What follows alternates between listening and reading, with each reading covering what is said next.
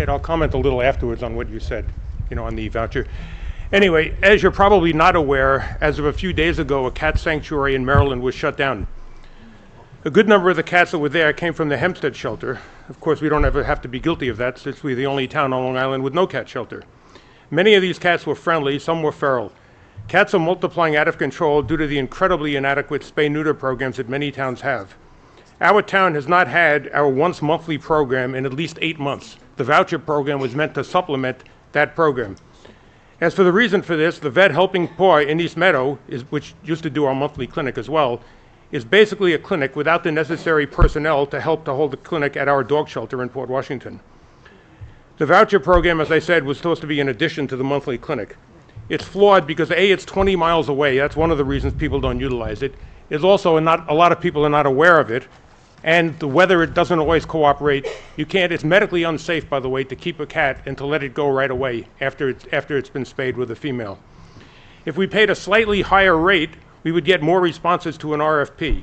I think with a minimum $30 million capital fund, we could probably afford to cough up a few more dollars to fix these cats. When these cats are not fixed, they just keep multiplying at a geometric rate. Our town, Mr. Senator, you said that we don't and we won't have a cat shelter because New York State does not require us to take in cats. We won't even comment on the incredible mind-boggling cruelty of this assertion. I would like to know, are we required by law to give out bonuses to homeowners to do plantings? What about the rain barrel program, which only affects a small number of our constituents? Improvements to our dog park, are we required by law to do that? Are we required to even have a dog park, as a matter of fact? The dogs are not starving and dying on the streets. It is true that 40% of New York State pet owners have cats. Similar percentage probably holds true in North Hempstead. If we had allocated half of the state companion grant monies to cats, we would be well on our way now to having a cat shelter. We spent $850,000 of town money in 2024 on an HVAC system at the dog shelter. We also took the $200,000 grant money towards that. We applied for a grant this year to be used for flooring at, you guessed it, the dog shelter.